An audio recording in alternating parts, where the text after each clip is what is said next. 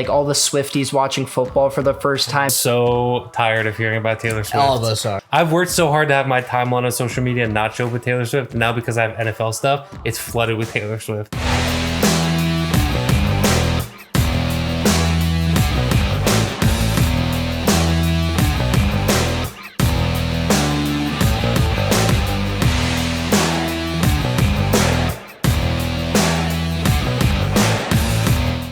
Welcome back to the Second Short Podcast, where the entire playbook is open. I'm Josiah. I'm Christian. Hayden. Mila. Just a reminder, the Spotify link is in the description for those of you who like to listen to audio only. Yeah, thanks, Josie. So today we're going to do our typical format. We're going to do a recap of week 4. We're going to preview week 5. And then after that, we actually have a new game for you guys that we want to try out. We think you're going to like it. It's pretty popular. I'm going to start things off, if that's okay with you guys, with the Broncos and the Bears. And I'll tell you what, if they didn't play each other last weekend, then I don't think either team would have a win still. Both teams tried their hardest to lose the game. Justin Fields looked really sharp early. Denver was struggling to generate any offense, and then all of a sudden, Sean Payton was able to generate just enough for them to pull away with his first win in the Broncos' tenure. But I'll tell you what, Matt Eberflus, is he on his way out of Chicago right now? He has shown no signs of life. They're 0-14 since trading for Chase Claypool. Everyone thought the Cardinals were going to have those top 2 picks with the trade last year. All of a sudden, Chicago is. So are we looking at a Caleb Williams and Marvin Harrison Jr. to Chicago? What are we thinking here? Because Justin Fields, I mean, there's starting to be some trade rumors with Atlanta. And I don't have a ton of faith in Fields, but I'll tell you what, I think he's better than Desmond Ridder at this point. It's just struggle. I don't know where they go from here. It's dysfunctional all around. Chicago hasn't been a good football team since the 80s. With a couple of Lovie Smith teams sprinkled in there, they really haven't done anything. And there's just zero reason for optimism right now, I think. I think he's out. I think they start Eberflus or Fields? Both. I think new staff's coming in. I think Fields has to be out. There's no way. I don't even think fans want him there anymore. There's just no point in keeping your whole fan base angry. Just start fresh again, I guess. Should Ryan Poles, the general manager, be let go also? Because this has been his rebuild, but at the same time, would you rather have a fresh face in there to work with a Caleb Williams with whatever they choose to do with the other Was pick? he there when he drafted Trubisky? Is he still the same guy? No, he wasn't there when they drafted Fields. Nagy He's brand new. Nagy and Pace were the ones. I would keep him. I would keep him because look what he did. He did his job. He brought in the receiver. He did a major trade that helped them out with a lot of their future compensation. I feel like he deserves to stay longer because he actually did his job. It's poor coaching and then players just not being able to develop.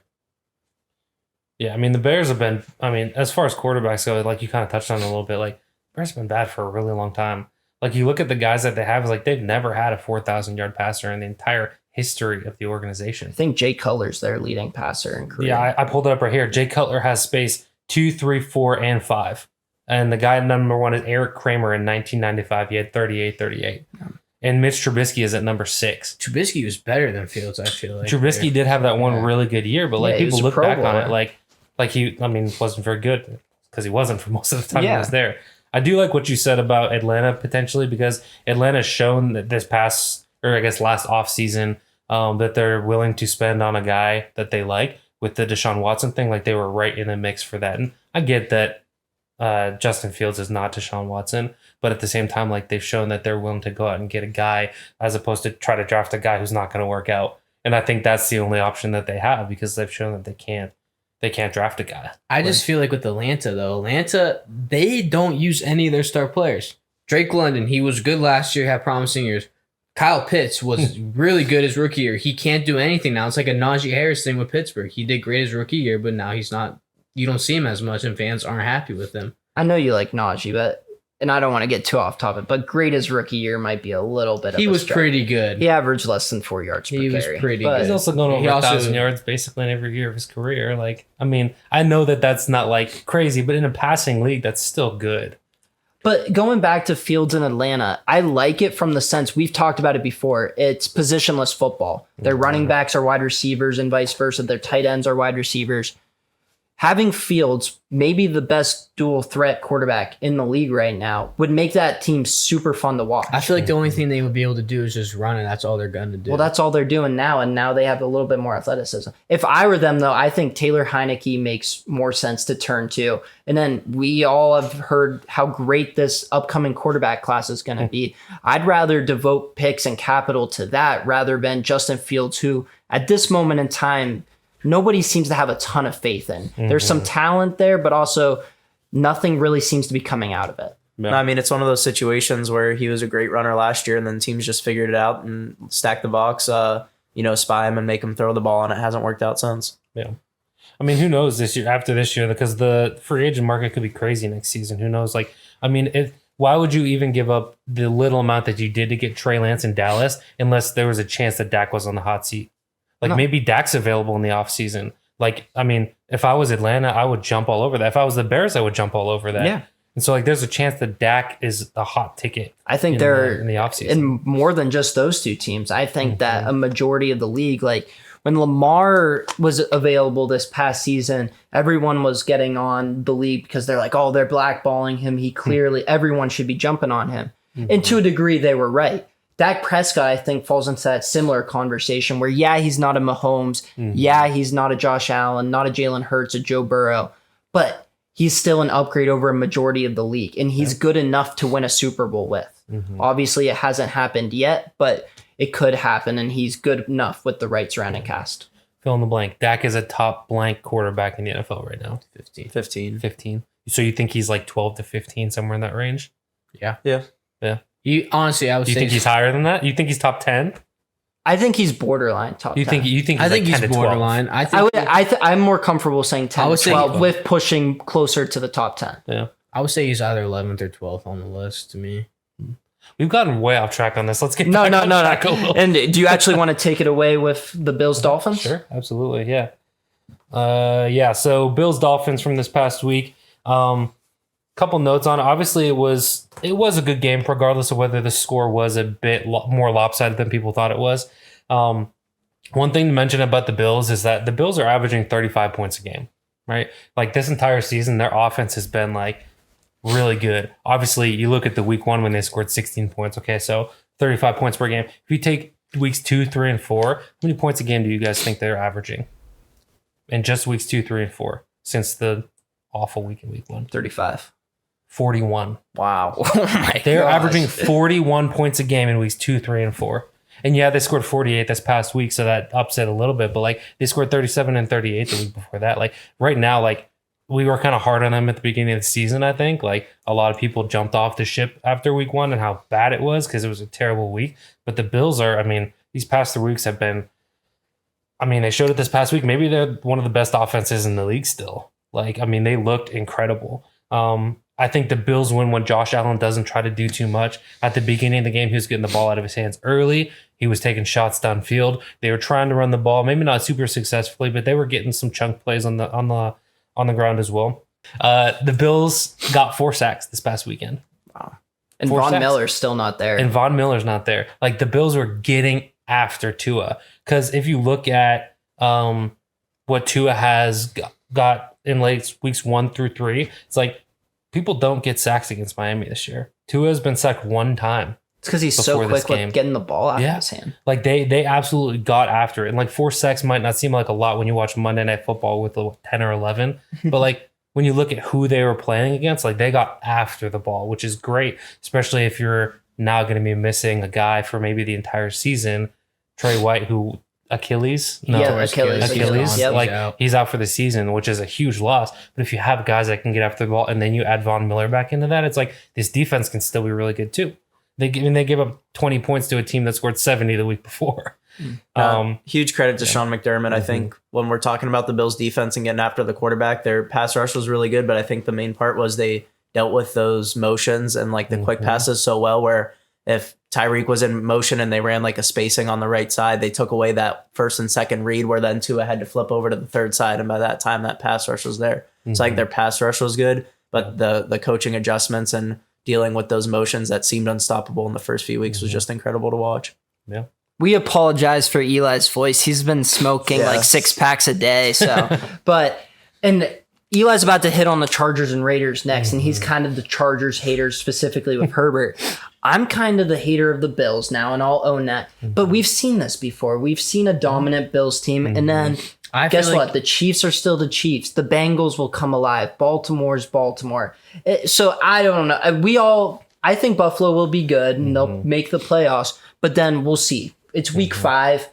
This is the Bills team that we were expecting to see all along. We just, that week 1 kind of teased us because we're like, wait, the Zach Wilson Jets can beat this Super Bowl contending Buffalo team. But the Dolphins also screwed themselves in that game. They didn't take care of the ball and started the second half. Fumbles all over the place. Yeah. Are you guys worried about Miami at all? No, I'm not. I feel like Tua was put in a situation where he had to force the ball. Yeah. And that's actually the number one thing on my list for Miami right now is like, number one, Miami looked human for the first time this season. The Bills showed that the Miami Dolphins they're still an NFL football team. They're not like in a class above everybody else. They're still a beatable football team. But Miami did something this week that they haven't done all season, which is turn the ball over, which is going to lead to them having more losses. Tua had pick, which low-key, nobody's really talking about it, but something to monitor. Tua has basically an interception per game this year. He has 3 of 4 games that he's thrown an interception in. It's only been 1, but I mean, just something to monitor is like if they start to turn the ball over more often, like they might be in a little bit of trouble. They had 2 fumbles by Mostert. Only one of them was lost, but Mostert had both of their fumbles in that game. And not something that wasn't on the stat sheet. They turned the ball over 3 times on downs. And like you could say like, hey, they're at the end of the game. They're playing catch up ball. Like the first one happened at the end of the third quarter. Like it was, again, they were playing catch up ball at that point, but like there's one of them in the third quarter. So like, and it was on a 4th and 1 when they rolled out in shotgun, kind of like Pittsburgh Steelers did a little bit. When it's like, I mean, you have guys like Devin Achane and Raheem Mostert, like who are running the ball well this year. And then on 4th and 1, you roll out in shotgun. Like it seems like a terrible play call. And I do think that affected them because I don't have the stats to back it up. I'm sure Eli could find them in a split second. But if you look at their success through the first 3 weeks, they were staying ahead of the chains. And that allows the full offensive creativity, the most creative run game in the NFL right now. They have surpassed San Francisco. Yeah. They have all the cute little jet sweeps and stuff with Jalen Waddle and Tyreek Hill. Their full playbook is available when they stay ahead of the chains. Second and short. All of a sudden you have to pass the ball on 2nd and 3rd down. That's when things can kind of get screwed up. And that's where we could see more Tua turnovers. Yeah. So I'm not concerned about Miami at all. I'm not concerned about the Bills necessarily either. Like we'll just have to wait further into the season to see if they repeat old habits. So yeah, so Hayden mentioned the game I chose to do is the Chargers Raiders. The main reason that I did this is because I was worried with what I saw with the Chargers. Hayden mentioned, and you guys might be surprised, but Hayden mentioned that I'm a big Herbert hater out of college. However, and Herbert's stats weren't great, but I don't think that's on him. When you look again at the box score, Herbert's stats weren't great, but if you look a bit further, watch the game, they really did spread the ball around not only horizontally, but also vertically as well, which is gonna, you're not dinking and dunking and you're not gonna have that 70-80% completion percentage. So I don't think that's totally on him. The interception came on a 3rd and 10, I believe, and it was a deep ball. So still, you don't want to see the interceptions. You don't want to see the quarterback turning the ball over, but it wasn't just an awful interception. A lot of people are hating on the 4th down call late in the game. Obviously, the Chargers are one to go for those with Staley. I don't really hate the call as much as, or the call to go for it as much as I hated the play call. Herbert was banged up. They called that QB sneak. But with it, there being 3.5 minutes left in the game, them trying to pick up that 1st down to almost ice the game. And if the Raiders get the ball back, O'Connell ended up throwing a pick. But even if the Raiders score, then you get the ball back again. Didn't hate that play call too much. The main reason I'm concerned with the Chargers is they scored 24 points, but 14 points of those were off of turnovers, off the Raiders turnovers. So it was a 35-yard and a 36-yard drive. Nothing too crazy, and they didn't score at all in the second half. They are obviously missing Eckler, which is a huge hit to their offense. But if you take away a 51-yard run by their receiver, Darius Davis, that he had, I believe it was on a toss play on their opening drive, they only averaged 2.89 yards per carry, which is just atrocious and would be worse in the league. And that included a 15-yard scamper by Herbert. And Another reason I'm concerned is the Chargers schedule moving forward. They still have to play the Cowboys. They still have to play the Chiefs twice, the Lions, the Packers, the Ravens, the Bills. And the rest of the schedule is pretty tough outside of those teams I just mentioned, outside of maybe the Bears. Their schedule's not a cakewalk. They have a really tough schedule ahead. As for the Raiders side, they dinked and dunked with Aiden O'Connell. He looked good for the most part. He had to carry the heavy load after they went down early. They couldn't really rely on the run. However, I really liked McDaniel's game plan going into it, where even though they couldn't rely on the run, they still got the ball to Josh Jacobs as many times as they can. I believe he had 8 receptions, which was tied with Devontae Adams for the most. And although it took them a quarter, they did finally start to feed Devontae, which is good to help out O'Connell, who did fumble a few times and then threw that interception late. But it was more on the O-line. Again, you're dinking and dunking. You're trying to get the ball out quick. And even when you do that, when Khalil Mack has 6 sacks and the team has 7, I mean, that is just ridiculous. The Raiders have a fairly easy schedule coming up, so I think they can kind of rebound, get close to 500 maybe by week 11 before their schedule gets tougher. But again, the main thing I want to focus on is my concern for the Chargers with this game. I mean, I'll chime in first on the Chargers because I've been critical of their defense. Like, Khalil Mack was a monster this past weekend. And that's one of the things that I said, like, your guys have to produce. And Joey Bosa was out, and Khalil Mack went out there and got 6 sacks. And I think that's a big part of why they won the game. Because you take away those 6 sacks and even make it 3, it's like, do they win that game by the margin that they did? Probably not. And then the domino effect happens. Yeah. Does that 4th down call get even more scrutiny? And then are we talking about Brandon Staley losing his job this week? Which I don't think is far-fetched. I think that he's lucky he's 2-2 right now, because I think LA is looking for any excuse to move on from him and give Kellen Moore a shot the rest of the season. Yeah. My other thought was, so Mike Williams is injured out for the season. Out for the season. ACL? Yep. Yes. Yeah. You drafted a guy in the first round to fill, who basically looks like and plays like Mike Williams, but you're giving Joshua Palmer, who you already know what he has, the more targets. Like, Quentin Johnson had 3 targets in the game. It's like he should be filling that Mike Williams role. It's like you took him in the first round over a lot of other talented guys who could have been there, could be producing for you right now. It's like you gotta get Quentin Johnson in there. Like, if his ceiling is Mike Williams, even if his ceiling is Mike Williams, it's higher than Joshua Palmer. So like Quentin Johnson needs to be shot up into that wide receiver 2 role and not in that wide receiver 3 role where he's getting 3 targets a game. Right. I mean, when you have a guy on defense that has 6 sacks, you have 7 sacks as a team, you have 2 interceptions that set up 2 touchdowns, and you still only scored 24 points and 0 points in the second half. And you have what some consider to be not a top quarterback in the league, but definitely a lot of people would say top 10 quarterback easily. Mm-hmm. I mean, that's a cause for concern even without Eckler.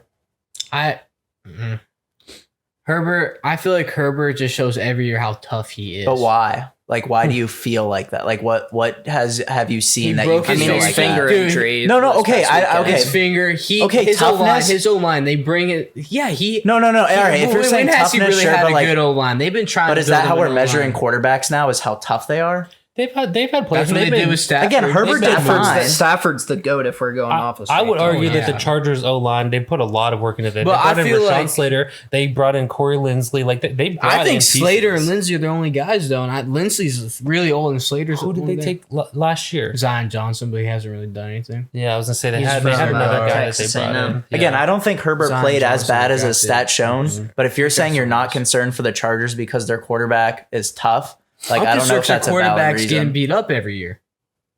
Okay, so all right. So you are saying concerned that they with should be them? concerned because I wouldn't. People try blaming on Herbert. Like I know you're just saying you're no, and I think he played fine this week. I'm really not blaming this one on Herbert. I think the reason why their offense struggles is because their O line is horrible every year, even when they try to fix it. No, Eckler always does it on his own too. Whenever he gets the ball, no Eckler this past week, right? No, Eckler's been out this week. The ball really, like no, and I think he's shown his value to the team. Like he's on a contract year. I still don't think they'll re-sign him, but dude is just a monster. There's so much productivity. He's arguably RB1 and receiver 1. Yeah. Even with Keenan Allen there. I mean, if you look at his stats this year, which I know stats can be deceiving sometimes, like take out the fact that take out the fact that they're 2-2, right? He has 1,100 passing yards, 7 passing touchdowns, and 1 interception. And if you look at his stat, he's been sacked 9 times, which is kind of near the top if you take out Sam Howell, who's been sacked 24 times so far this season.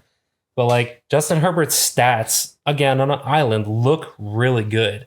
No, and they're pushing the ball downfield too. Exactly. I'm really my concern with the Chargers right now is nothing to do with Herbert like it has in the past, but I'm still concerned with them.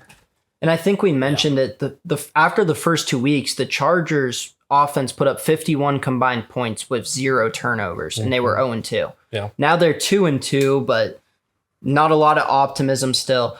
I do have a side question for you guys. We're starting to get in the point of the year where coaching firings can happen. We saw it last year with Frank Reich. Fire Canada.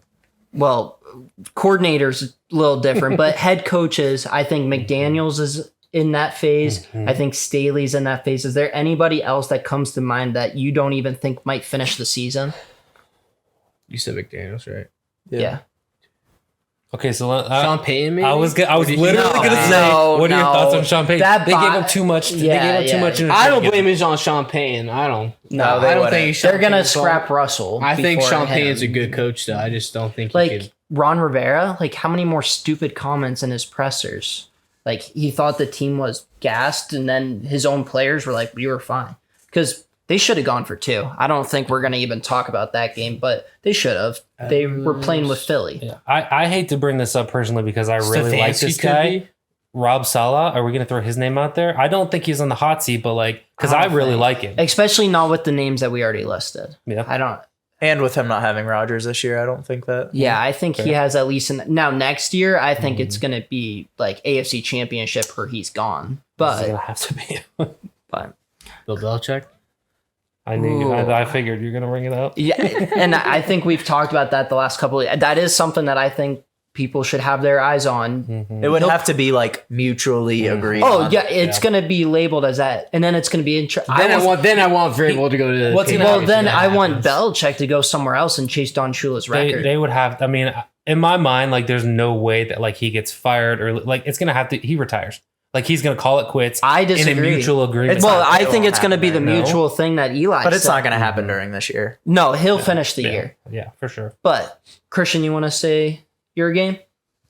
Yeah, so I had the Jets Chiefs. Jets Chiefs, yes. I chose that because I had the Jets as Super Bowl winners with Rodgers. I also, you guys know how I am with the Chiefs, but their defense is better than offense, and it showed in that game too. But I don't know. The refs screwed them in that game, I feel like. I didn't think the whole Okay, you could argue. the offensive holding I on the think- Chiefs maybe, but the defensive holding Okay, on Sauce. well, was first like, I am going to it say was- that I think holding he was held him. that- Sauce holds every single play. I'm just going to throw it out there. Sauce is one of the No, worst. no, And defenders they of all let time. more egregious. All right, let me stuff go. finish my comment here. Shut up. Yeah. The reason why I'm saying is because the refs have been letting that go all game. Why would you call it now? I don't think if you're a ref, you can't call it if you're letting it go all game. That's to me. I'm sorry. Sword jar. So to a degree, I agree with you.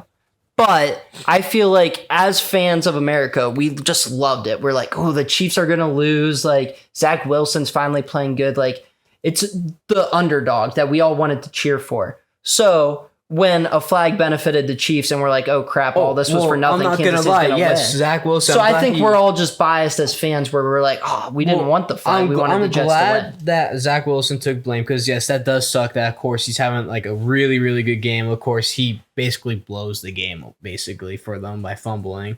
But Zach Wilson, if he stays confident and plays like that all year, they're gonna be maybe a playoff team. I feel like I don't think they're going far, but if he plays like that every game, they could go somewhere. They're in the still just playoffs. 1-3 though. They're 1-3 in a loaded It'd be AFC. incredible But my if he played biggest- like that my every biggest game. He'd thing be a is top the 5 refs quarterback that in the game, league though. if he played like that Yeah. every week. I think I biggest- saw a stat that said he's the first player in college or NFL to ever statistically outplay Mahomes. Yeah. And Like then that's insane. did you see all the stuff with like all the Swifties watching football for the first time think Zach Wilson's now a better quarterback than I'm Mahomes? so tired of hearing about Taylor Swift. All of us are. I've worked so hard to have my timeline on social media not show with Taylor Swift. And now because I have NFL stuff, it's flooded with Taylor Swift. It's like I'm a Swiftie, but I agree. It's just too much. I'm just Like, mainly mad because they missed the holding call. That holding call was bad, and then they On the and they- Chiefs offense. Yeah, on Yeah, the on the offense, he was scramble. standing like this right there. No, How yeah, do you that not one- see that that? one I agree with. And then they ended up calling on the Jets a holding call. Like, how do you miss that? Like, even if I'm like in a different spot, like say like where the ref was calling the holding flag in the secondary, if I could see that from back there, I'm calling it. I don't care. The thing is like people are just bringing up like cheating and like, oh, it's like I a don't bunch think of there's conspiracies. I anything think cheating. refs just suck sometimes. Like it's I don't think there's anything cheating. I just think the refs that's just stupid. Those last few plays, like if you're letting them play like that all game, let them play football. Then you guys want it to be a dirty game. Let it be like a dirty game where they're getting rough and dirty with each other and trying to pause. I knew you're gonna do pause. Shut up. Just say And physical. one of the things that I've noticed too is that like during primetime games, obviously a lot more people are watching these, and so there's gonna be a lot more eyes and a lot more people have opinions about it. Because like if you go back, like there's holding on basically every single. Let's play. go to the Steelers-Browns game with Joey Porter Jr. Yeah, it was absolutely. a no call, but Yeah. it kind of got swept under the rug. Yeah. These refs, in my opinion, called it the correct way, but since it was at a bad time in the game, we're all giving them crap for it. And like there's players that get held, the pass rushers that get held every single play. Like I don't think was it Jermaine Johnson who was held. Like I don't think he's one of those guys who gets held every single play. Aiden Hutchinson, if you watch the Lions this year, he gets held every single play. If you watch the last play where Tyler Lockett scored the touchdown in the Seahawks and Lions game, it was an awful hold on Aiden Hutchinson, and it happened all game long. No call. It's like the more people like that are watching it, the more notoriety and the more social And the media is spot- going to it's take like it the up and be playoff like, game oh, with the Chargers Jaguars. Yeah, last absolutely. Year. It's like Bosa got held like every play, and Yeah. then of course when it counts, they don't call it either. it's like there's holding on every single play on basically every single level of Correct. front seven, Yes. secondary. There's holding every single play. And is it kind of like it's going to make it fishy when it's an end of the game call, regardless of like how the game has gone the entire time? So there's going to be somebody that complains about it. So The only thing for the Jets for me, the only reason I picked them is because obviously the Jets, like this game was kind of a thing for Wilson. Like if you don't do good, you're kind of done. Rumors were out about it. Do you guys think that he stays all year still or no? Yeah, I think this gave him the job until he gets hurt. I think it's just going to be a roller coaster ride the whole season. Well, the but- thing that sucks, I mean, I'm glad Salah's staying by his side. Like he did not show that last year. I'm glad that he's showing that as a head coach because you guys Because he know thought he my- was going to be able to get rid of him in the offseason, then all of a sudden they were stuck with him. I don't care. I'm just glad he's doing it because you know how I feel about Shanahan with all his quarterbacks. I feel like he was toxic with all his quarterbacks. let's throw this out for a second. Drew Lock looked really good. Is somebody he going to did. try to trade for Drew Lock? I thought he looked There's good. a was reason he was one a second round drive. pick. It There was was a no reason he was No, a second round pick. the only thing I was gonna say was if I was the Seahawks at the time, like if you really thought like if Geno was forcing himself to come back, would you really want him to come back and play with Lock how looked good your good. defense was doing? I was I would have surprised that kept Geno Lock in. only took a drive off. I thought Geno was out for the game. Dude, I honestly didn't know that. He could have come back, but I don't think the coaches were going to let him because he was heated. He was going to punch somebody in the face if he went back in. The game. Like he was heated. Even in the second half, when he came back in, he was still heated. The Jets, Which I like to see from a quarterback. The Jets couldn't run the ball still, right? The Jets? I don't remember them being able to. They get a still. big yard. Brees had a good game, but other than that, He had another one. He That's should have taken to the concerning house. because- Brees got like That's concerning because especially with how Wilson played, if they could do that with the run game, then they should be fine to me. But also, if you're Jets players like Lazard and Wilson, keep going in Zach Wilson's ear, being there for him like you've done since week one. Just keep being there for him and getting him through, and then I think he will be fine. You got to keep him confident, then he'll play confident. All right, we are gonna shift gears now to our Week 5 preview. Omaha! It's time for Audible, baby. If you weren't here last week, this is where I throw something random at the boys, like a top 5 or a tier list. I'm going to let you guys choose this week. So you're going to choose between either top 5 team jerseys or top 5 rivalries. Ooh, so jerseys, are we going just their basic home and away? Whichever Or, one. You could pick color. I almost feel like we should do rivalries, just I don't know because. how knowledgeable I am on jerseys. I think there's a honestly. pretty clear number one in jerseys, though. If we're going old teams too, Oilers? Houston, Okay, Houston okay, I think Oilers. that's your. That's a number. That's an easy number. Baby one. blue is so pretty. Yeah. All right, I say rivalries. I say I'm going I with say rivalries. rivalries. Yeah. All right, so do you guys want to work our way bottom to top? Start with top 5? This might be tough to do like 5-1. Yeah. All right, I so don't you think want it's hard to go our one. best Come rivalry? on, it's got to be all the AFC. Are we talking North. about Come on. currently best rivalry? Yeah. But also history plays into it. Sure. Yeah. I mean, in my head Ooh, right that's now, just just gonna be thinking, tough a little. I feel like you either have to go NFC East with almost any of them other than Washington, or you go AFC North and you go Steelers Ravens. Steelers Ravens was the first one to pop into my head, but I'm also a Steelers Over fan, Steelers Bengals though, I feel like Steelers Ravens. Steelers getting Packers Bears. That's like Packers Bears. But is that an actual rivalry, or is that just because they're the two first teams? I feel like we have to put it on the list. It's definitely in the top 5. I'd say one is Steelers Ravens, just like some of the cheap hits, and I think Steelers Bengals is close there and too. those teams are just so similar. They played so much alike in the early 2000s. They're consistently good. Yeah. The players perpetuate it year in and year out. Even new players that come in know that they're supposed to hate him. Like, I mean, Hines Ward.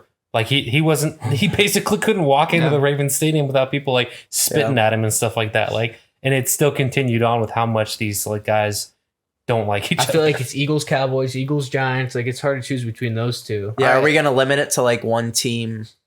Like can't do Steelers, Ravens, Steelers, Bengals. And No, I say that's fine. Okay, well then Steelers. I feel like Steelers, Ravens. Well, and what's next? Eagles, What's next? Eagles, Giants, or Eagles, Cowboys. I would say if we're going current, I think you got to throw Chiefs and Bengals out there. Like how many times they played each other at the end of the playoffs and gone back. What and are we forth, at though? Like 3? I think three times. So I mean, if we're talking modern, all right. Here's another one that I have 2. One of them for later on. One of them I think might be good enough to go here because of history and present. Cowboys Niners.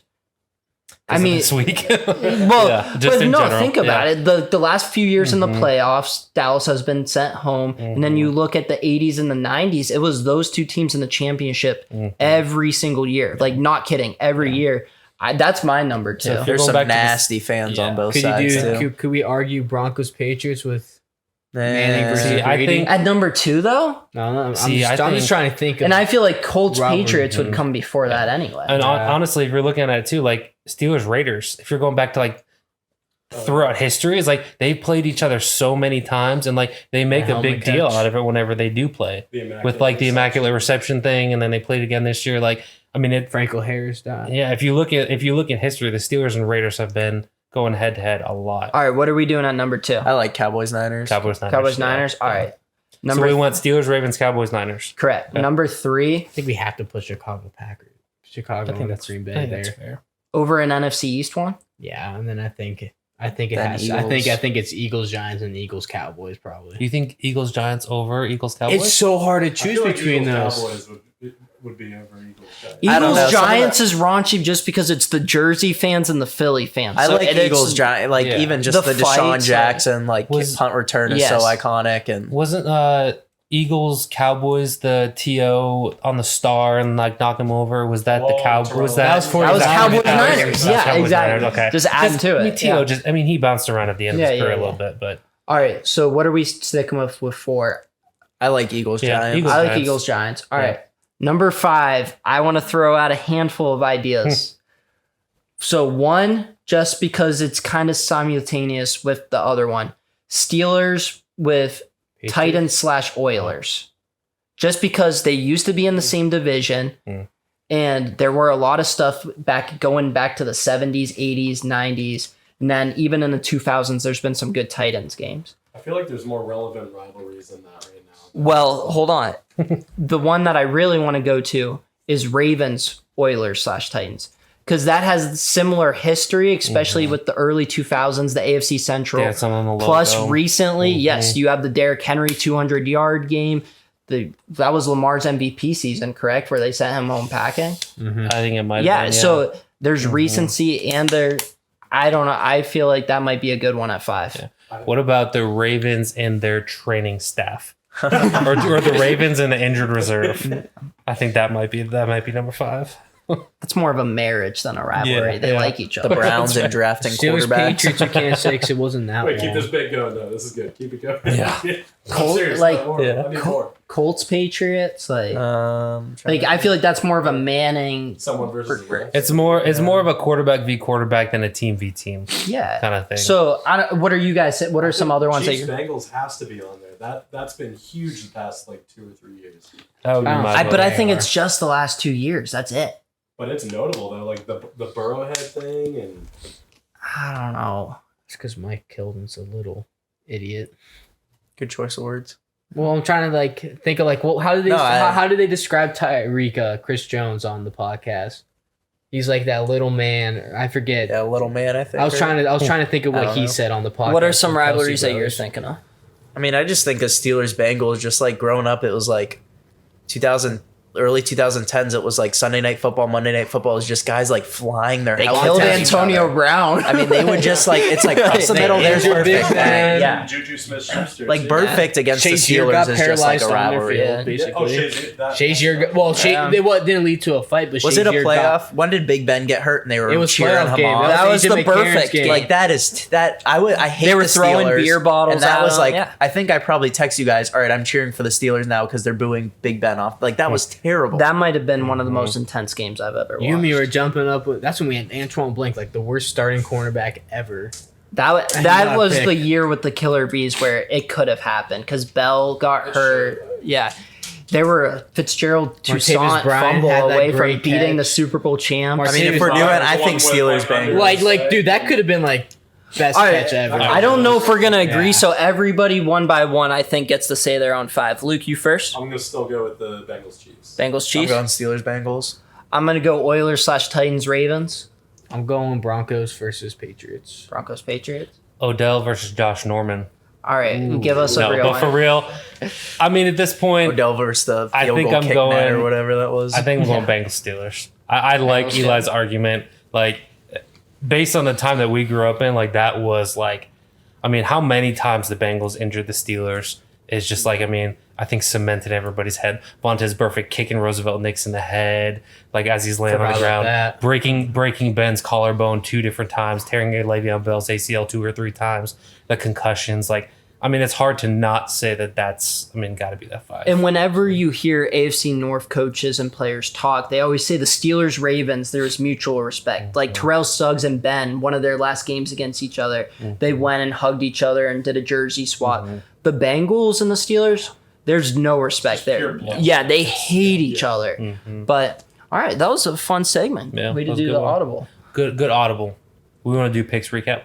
Yeah, Yeah. let's jump back to the picks.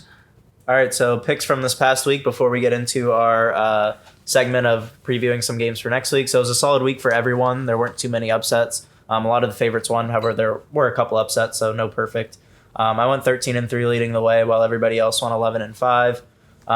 As for, again, it's not surprising as there were a lot of chalk games. We ended up agreeing on 8 of the games. We went 7-1 in those games, with the one loss being the Titans over the Bengals. Hayden is the only one that went solo on games. He went 1-1 in those games. He took the Texans over the Steelers and was correct there, but didn't get the Giants over the Seahawks. As for the aggregate standings up to this point, I'm leading the way at 45-19. Luke's in second at 43-21. Kelsey's then at 41-23. Hayden at 40-24.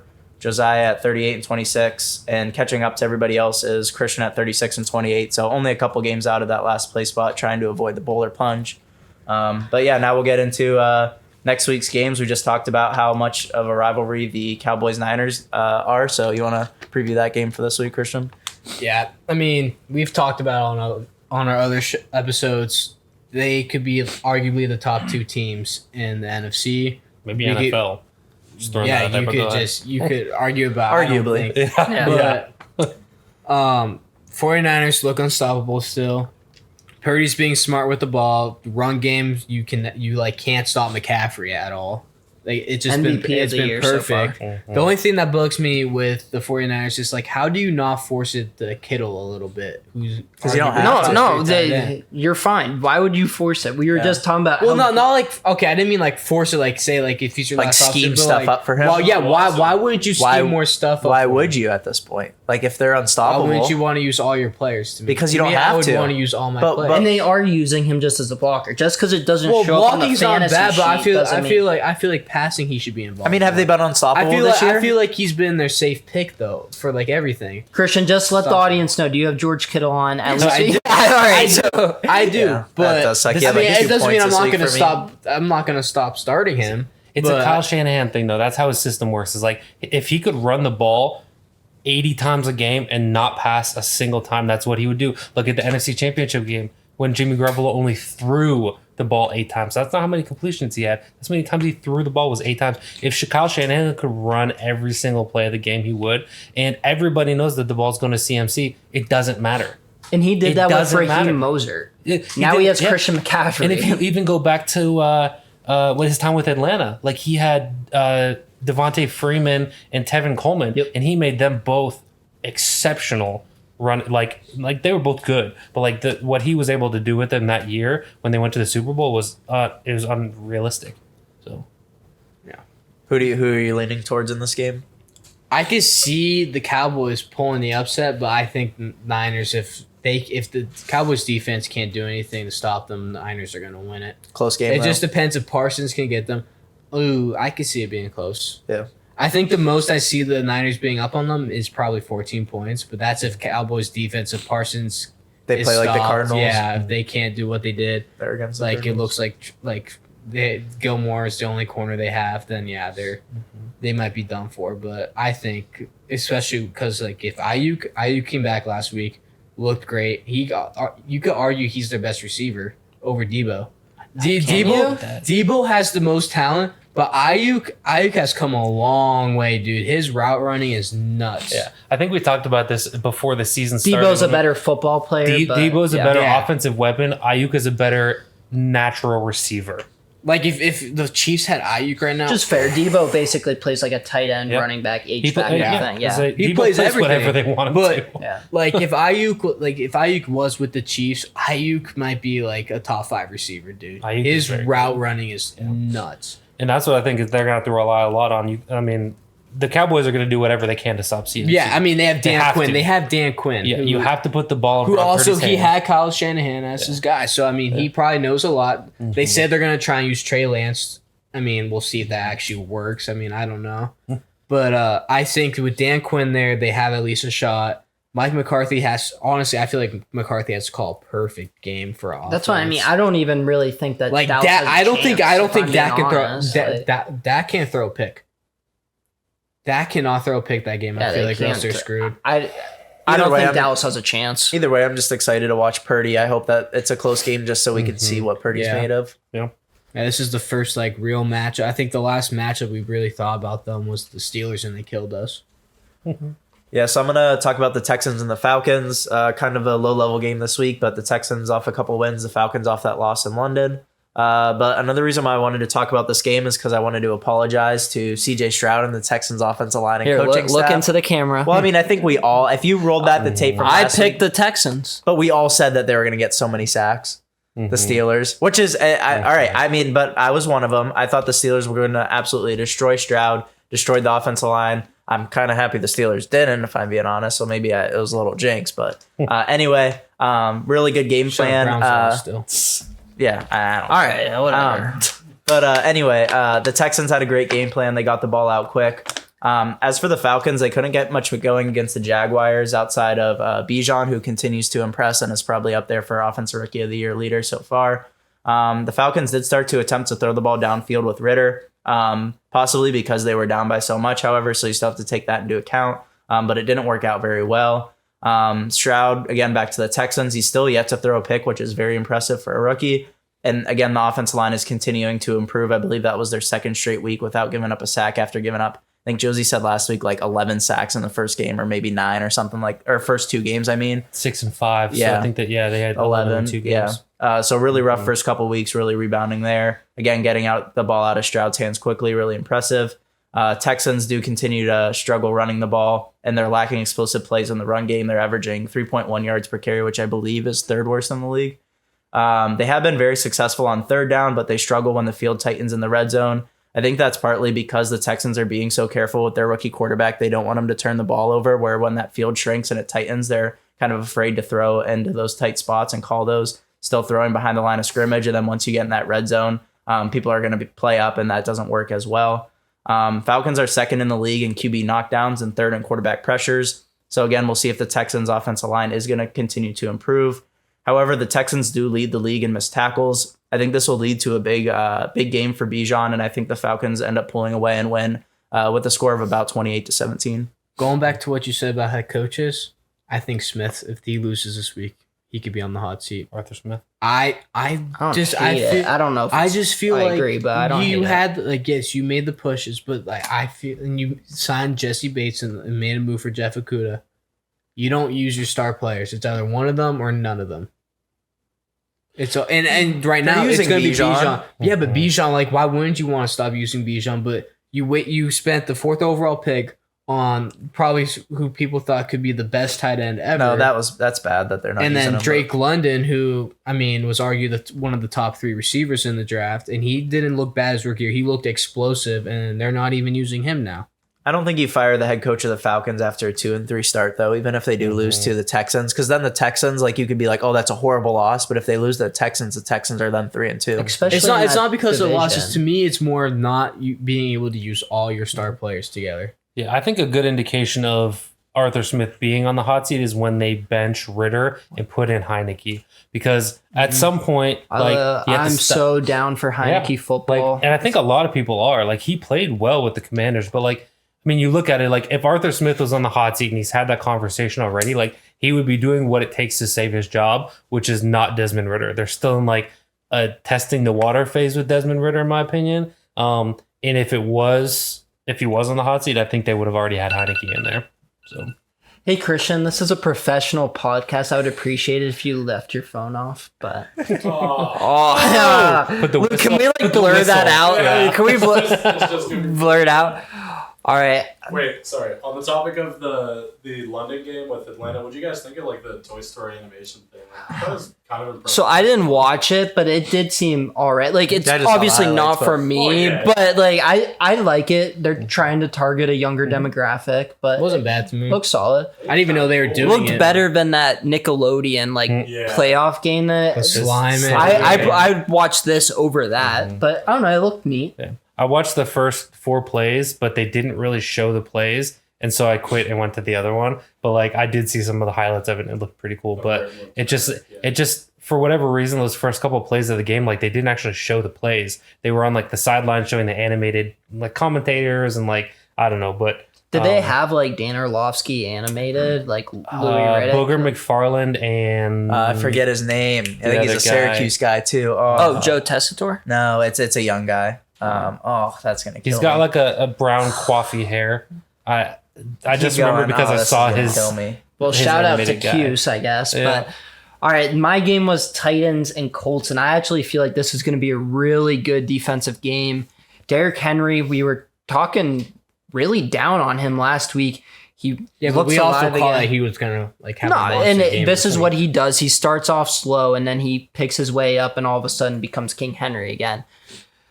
I just still can't shake this feeling, Ryan Tannehill on a contract year, that they're not going to be opposed to just sit Tannehill at some point this year and turn to either Levis or Malik Willis. I don't know which one it's going to be. Maybe it can be. It's got to be Levis, right? Like, You don't think? I wouldn't be surprised if they do both. I could see Vrabel just saying screwed and doing a 2 QB system with those two. I see him saying screwed and just drafting another quarterback this year. I mean, none of those guys are going to be their quarterbacks, I feel like. And Levis can't even keep his girlfriend. oh my god, Morgan Wallen, right? Yeah, Is frick that you, what it's Morgan Wallen, bro. Zach Bryan's better. But so I don't know. On the Colts, I feel like Anthony Richardson, he's shown flashes, but also the way he's playing isn't sustainable. Like every game he plays, there's at least 2 hits where he just lays on the ground. And all of the Indy fans just sit there and they're like, crap, there goes our season. Like, so it's going to be interesting to see. They have to pull it back. And Jonathan Taylor seems to be coming back this week. I don't know how they're going to use him or how productive it's going to be since he doesn't really seem to want to be there still. But having him back just offers up another weapon, should take a few hits away from Anthony Richardson. I have the Titans winning in a low-scoring game, but I could really see it going either way.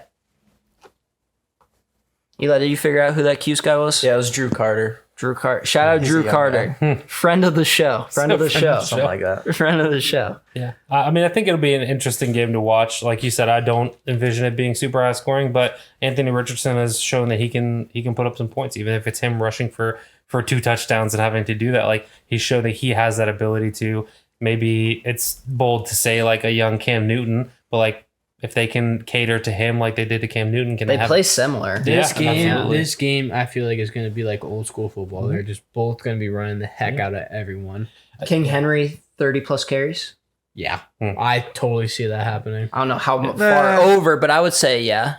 I'd say under just because of how much they're running Tyjae Spears too. I would say 25, maybe. 20, 25. But I mean, I feel like even in a regular game, most likely he gets 30 plus carries sometimes, or just 30 at least. I think he gets that, and then AR is gonna run it. They have Drake, I think, right? They still have Drake, and then they have Sermon, who I know they called up, but I don't know who else. But they just have a ton of other guys, and then honestly, I mean, with how strong AR is with his arm, that can set up the play action. I mean, he has talented Alec Pierce, who has speed and size. They got Pittman, who has size, and then they have down to a route runner. So I mean, and they also have those huge tight ends too.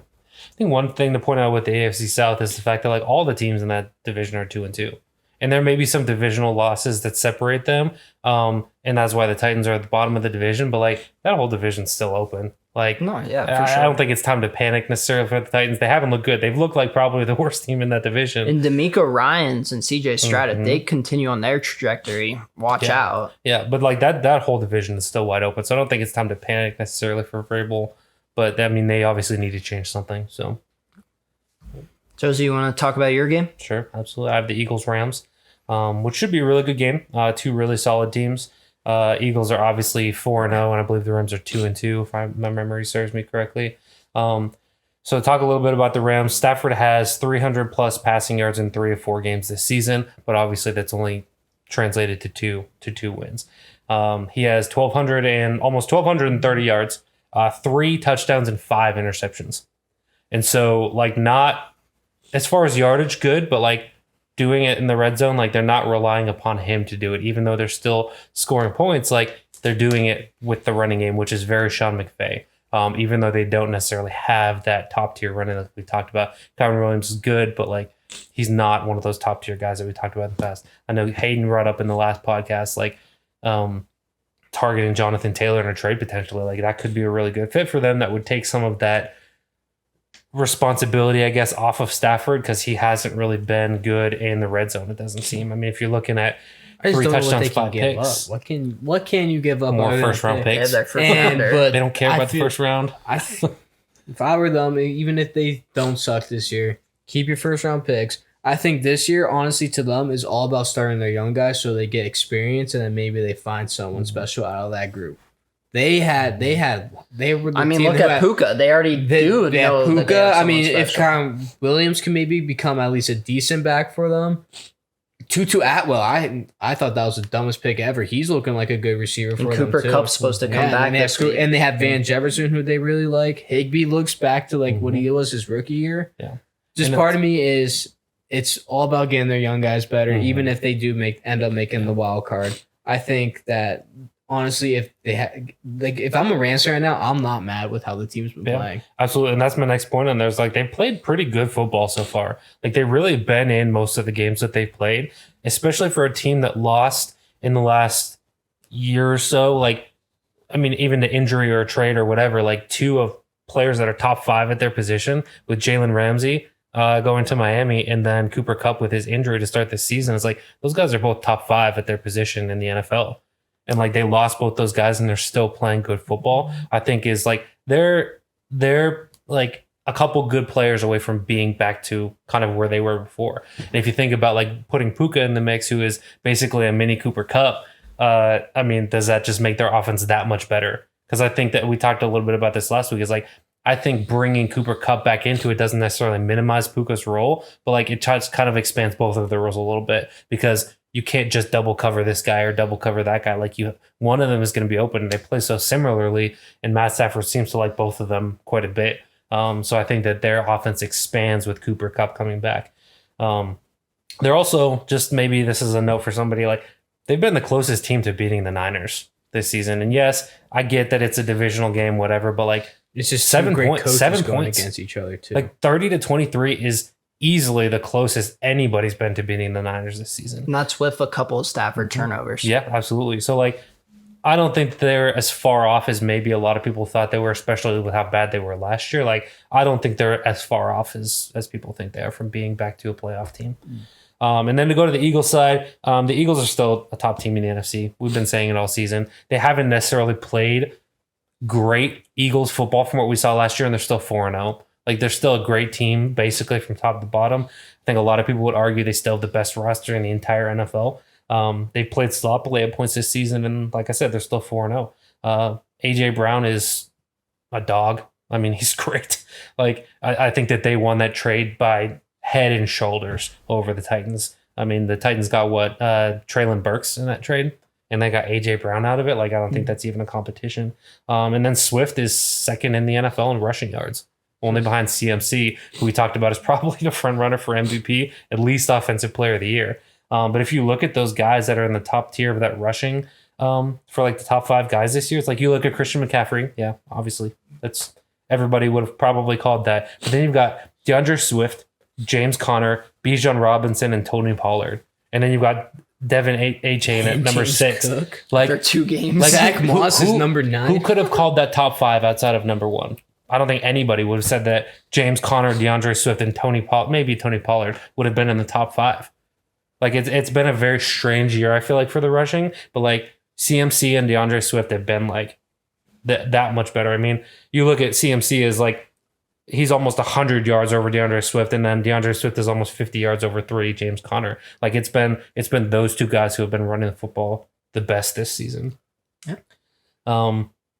Yeah. So I did actually want to take a second to get everyone's thoughts on something that's been kind of a topic of conversation with the Eagles this year, and that's the tush push or the 2-cheek sneak, which is my personal favorite reference for it. So like a lot of people are calling for it to be banned, and I kind of want to hear what your guys' thoughts on that are. I get why people want it to be, but I feel like you can't do it.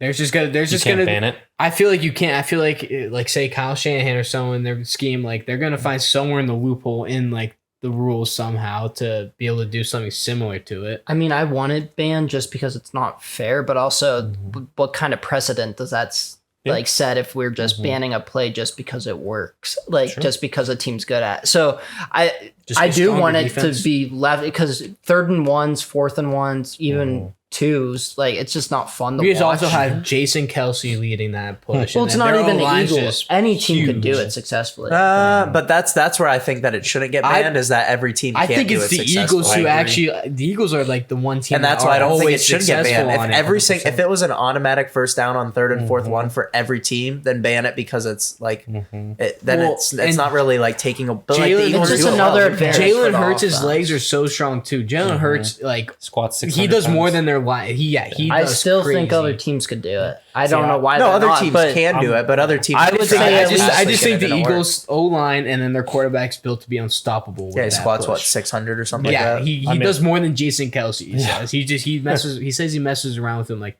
Sam out. That's me. Yeah, I tend to agree with Eli on this. Is that like I think the reason they can't ban it is because other teams have tried it specifically this past week and basically all failed. Right. Like, I mean, I saw it at least 3 or 4 times this past weekend, and they all failed miserably. I just feel like this is an Eagles specific play is the reason that it works so well. It's not a cheat code. After the Eagles did it last year, everyone tried doing it, dude. Eagles are always successful on it. And there will be teams that figure it out. Like it's the first year for a lot of teams actually trying to do it. There are going to be teams that figure it out and get conversions more consistently, but I don't think anybody's ever going to do it as well as the Eagles have. It's a guaranteed first down on 4th or 3rd and 1. You know the only way they're going to stop doing it? Eventually their luck's going to run out and Hurts is going to get hurt. Spear Hurts. Yeah, exactly. And that's my other thought with it too, is that like I understand that Jason Kelsey is a grown man. He can make his own decisions. I feel bad for Jason Kelsey on those plays. It's a rugby scrum, and that guy in the center who has to look down, look up, snap the ball, get his hands up is like he's got to have like I think a couple concussions from doing it. Not even the concussions, but the neck issues. But again, he's a grown man, but like he has a family. Like I would hate for him to get CTE based off of that play. It's like some of the most concussed players in the league are linemen. I think Mike Webster. Yeah, Mike Webster. I think in the movie Concussion, they talked about that. Most of the concussions in the NFL happen on the offensive line, and specifically in the center position. So like, I feel bad for him when looking at that, because like I don't think he's opposed to doing the play, but like he's at the bottom of that scrum and he's got 2 guys lined up on the other side and 2 guys trying to jump over the middle on top of him every single time they do it. So like that's my argument against it. And then my argument for is that like the Eagles are the only team that can do it as successfully as I also feel like if Kelsey wasn't up to it, I feel like they wouldn't do it. No, I agree. Kelsey definitely was like, yeah, we're freaking doing this. Yeah. Yeah. And what he would be, he would be a bad teammate if you tried to get them not to do it when it's as successful as it is. All right. Well, on that extremely positive note of concussion, CTE, and unfair plays, we are going to introduce that new game. It's the cross grade game. You guys have all seen it. It's 3x3. Eli's setting it up right now for you guys to follow along. All of us are going to work on it. Are we going for rarity or correct? Because I say go for rarity, but then worst comes to worst, we're just trying to get 9 out of 9 correct. Yeah, I don't know. I'm going to suck at this game. Real quick, right. Eagles 31-30, 31-20 was my prediction. I have one more thing. Rams, they have to go for a quarterback in this draft, I feel like. Caleb Williams, obviously, up there. Drake May. And if Shedeur leaves, I think Shedeur is my second favorite quarterback in the draft. He can run, and his throwing is perfect. You think he'd be nuts? It's a total. I could go on for this for like an hour. We're gonna have so many episodes like 6 months from now dedicated to the draft. I'm not talking about this right now. If you're gonna hate Penix as an NFL quarterback and then say that you love Shedeur as an NFL quarterback, you hate like, all right. Shedeur Can we play the game, please? Either. Thank you. All right. So which one do you guys want to start at? Is there anything that just jumps? Top left, Geno Smith jumps out, but everybody would guess that one. Yeah. That's not rare. Man. I don't know, I'm not going to be much help, honestly. 3,000-yard passer. I don't think Cam Newton did it his 1 year. So we're looking at Mac, Bledsoe, Brady, and then Jeff George. Jeff George, maybe. Throw him out there. For the Niners, 3,000. Do Kaepernick, Young, Garcia. What is this since 99? Is that what the thing is? I think no. This one it's for this. It's all. I think it's everything at all time. Okay. I would say must be achieved with that team though. Yeah. But yeah. Oh, it's with that team. Yeah. Oh, okay. So it's different. Not. Yeah, it's different than the Dynasty Daddy. I've never done this one before. All right. Well, let's knock one out. Rodgers. For which one? You have to. So you have to. Oh. So yeah. No, you're good. All right, so Giants 3,000. I feel like Eli is going to be the most common. Mm-hmm. Daniel Jones probably up there. So do you want to go? Did Hosteller do it that 1 year? Did Kurt ever do it? I don't know, dude. All right, let's go Sims. Wouldn't you guys say that's the lowest of the three? Do not click the wrong Sims, Eli. Good. Yes. All right, 15. So we probably made the right choice there. I would assume DJ and Eli are ahead of that. Niners, I feel like Jeff Garcia is a pretty safe one. Mm-hmm. I don't even know who that is. He was one of the quarterbacks after Steve Young. Jeff. Was he up there? Just type in. Yeah, he was at the top. Right. I missed them. All right, 13. Patriots. Jeff George was a Patriot, right? Dude, all right, you got. All right, I'm blanking on that. All right, one. We'll do Jeff George. You're not typing anything. All right, unless he was only 1987, which I doubt it. No, we'd have. All right, Bledsoe. Yeah, way to go, Hayden. Yeah. all right, we'll go Bledsoe. I wouldn't have done Jeff. I'm just kidding. All right, 30. So we're getting 8 out of 9 is the best we can do. So do we want to just say screw it and do Geno just so we know that we have it? All right, go ahead and do Geno so we don't look too incompetent. Yeah, how many have you said? That's what I'm saying. All right. So Seahawks, Niners. I mean, Sherman's the obvious one. Is there Cassius Marsh? It's a good one. Yeah, that's a good one. I like that one. Harvin didn't go. He could also be on the one below because he played for the Patriots as well. Oh, wait. Yeah, don't do it because he played for the Patriots too. Here, that might be a better one to do for the Patriots one. Wait, Patriots, Seahawks, we can do. So there's Brandon a couple. Brandon Browner. Yes, all right. Brandon Browner for the Patriots, Seahawks. I was thinking there's a handful of them. Martellus Bennett. There's a good. All right, 0.1. Ooh, Cassius Marsh. Brandon Browner. Lined up opposite of Sherman at the beginning of Legion of Boom. And then he lined up opposite Darrelle Revis with the Patriots. True. All right.